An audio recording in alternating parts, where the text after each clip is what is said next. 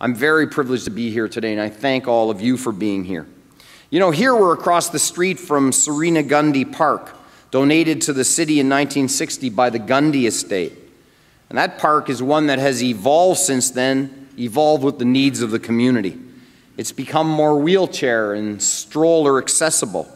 It's now linked up with other parks to form part of a seamless recreation trail through the Don Valley, one that I've used often for the slow running that I call marathon running, and to train for a bike ride to Kingston, Ontario.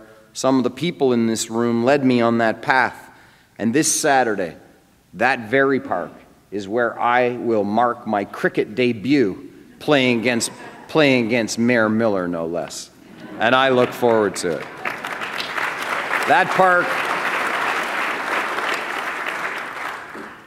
That park has also become a much bigger picnic destination and serves for so many as a respite from the hum of the city. And for me, it's a symbol for the kind of progress that I want to see at City Hall.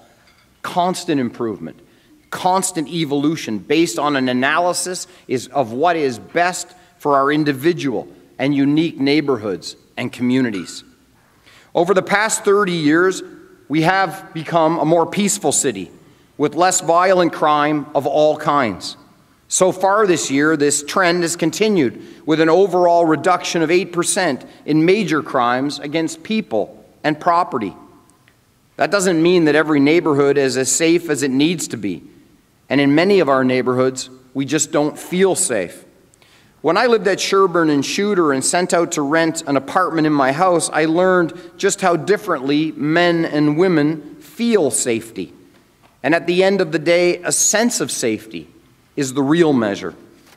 So it's also time for our city to be more proactive on safety in places like our public housing communities. We need to own up to the fact that often we're failing to provide a safe and secure environment for more than 100,000 people for whom the city is the landlord.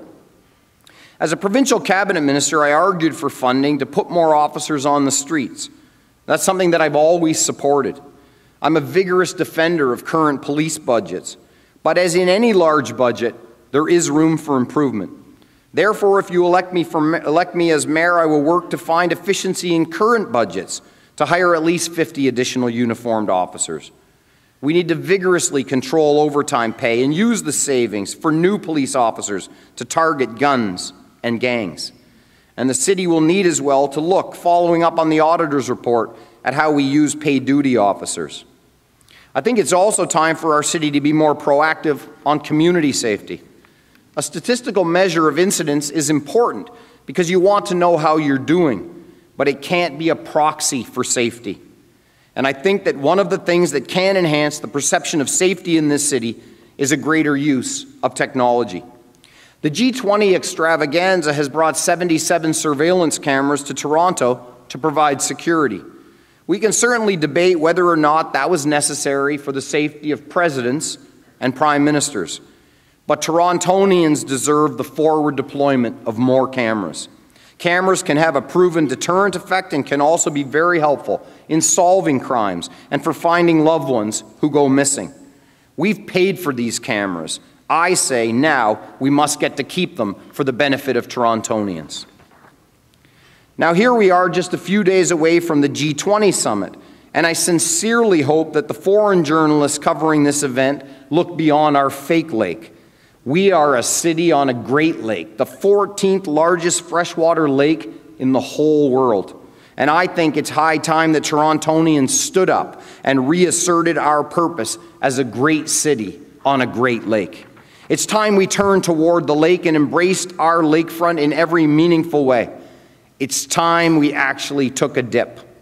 To start with, if I'm elected mayor, I want to see simple things like showers installed on our beaches, 20 showers at our beaches so we can rinse off after a swim.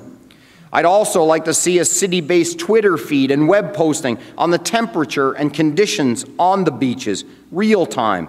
We need to promote that the water's just fine and invite people to come on in. We also need to encourage the TTC to run seasonal buses to our great beaches because you can't swim if you can't get there. I support free ferry rides for children under 12 to help encourage more families to go spend time on our beautiful island beaches. And at the same time, we need to take crucial steps to keep that swimming water clean. Toronto is starting to participate in the International Blue Flag Swimmable Beaches program. And we need to ensure that our stormwater diversion is the best available so that we can increase the number of beaches where you can actually see the blue flag fly. I believe that our park should be a showcase of public spaces that bring communities together, especially as our population increases. Too often it seems like the 1,400 parks that we have been forgotten.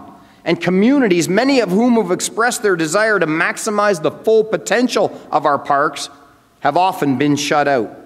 I say no more. At least 15 of our parks should be designated as signature parks, the kind of parks which in and of themselves are a destination.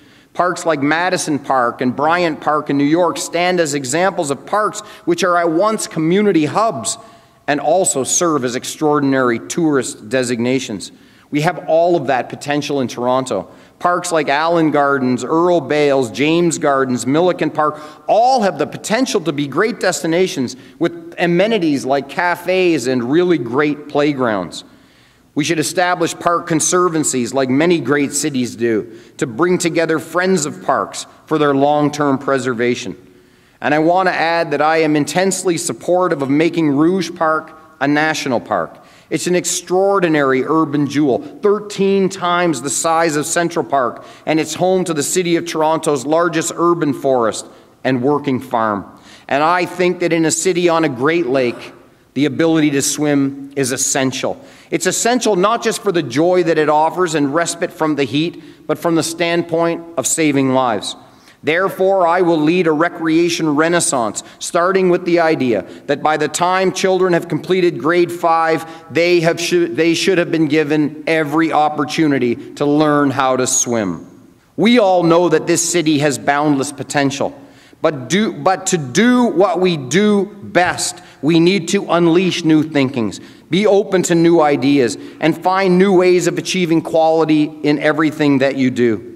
Today, I offer you a view that says that for the city to be as great as it can be, we have to be prepared to focus on core service and elevation of quality as a focus of all of the services that we provide. You might say, from here on out, if you elect me as mayor, quality will be job one. Thank you very much.